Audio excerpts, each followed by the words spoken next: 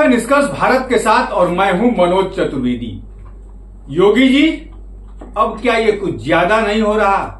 शायद नीतीश कुमार के जैसे ही आपके अधिकारी भी अब आपके सर चढ़ के बोल रहे हैं। जी हां, बुलडोजर तक तो सही था, सुनवाई तक सही थी, तमाम प्रशासन सही था, लेकिन शायद आपके मैनपुरी के डीएम साहब जो हैं उनका सर घूम चुका है। जी हां, फरियादी यदि ऊंची आवाज में बात कर दें तो उन्हें जेल भेज देते हैं।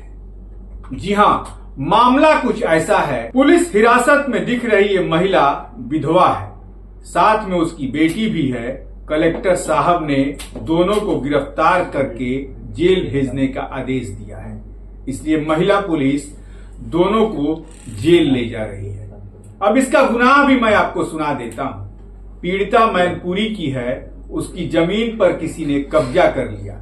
आज संपूर्ण समाधान दिवस था, वही दिन जिसमें पीड़ितों की शिकायत की सुनवाई सीधे कलेक्टर साहब, एसपी साहब के साथ ही पुलिस प्रशासन के तमाम अधिकारी और कर्मचारी करते हैं।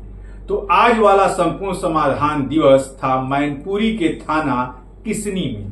महिला अपनी बेटी को लेकर पहुंची, उम्मीद थी साहब लोग सुनेंगे, न्याय मिलेगा, लेकिन यहां तो मामला ही उल्टा हो गया।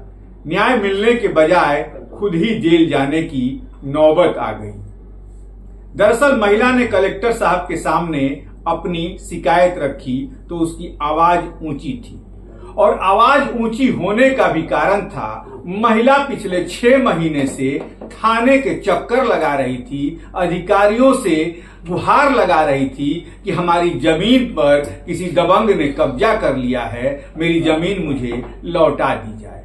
लेकिन उसी से शायद गुस्से में मैनपुरी के कलेक्टर साहब के सामने उसने ऊंची आवाज में बात कर ली। जी हां, कलेक्टर साहब आग बबूला हो गए। शायद आईएएस अधिकारी थे, इसलिए उन्हें ऊंची आवाज में बात करना पसंद नहीं आया और उन्होंने तुरंत उसे जेल भेजने का आदेश दे दिया।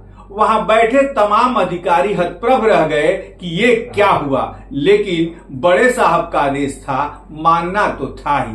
तस्वीरों में हम आपको बार बार दिखा रहे हैं कि किस तरीके से महिला और उसकी बेटी, यूं कह लीजिए कि विधवा महिला और उसकी बेटी को पुलिस हिरासत में लेकर जेल भेजा जा रहा है। जी हां, मामला जो है न्यूज खबरिया चैनल के माध्यम से लखनऊ तक पहुंच गया और लखनऊ में बैठे अधिकारी अपना माथा पीटने लगे कि मैनपुरी के साहब ने ये क्या कर दिया। तब मैनपुरी के साहब को लगा कि शायद पानी सर से ज्यादा ऊंचा निकल गया।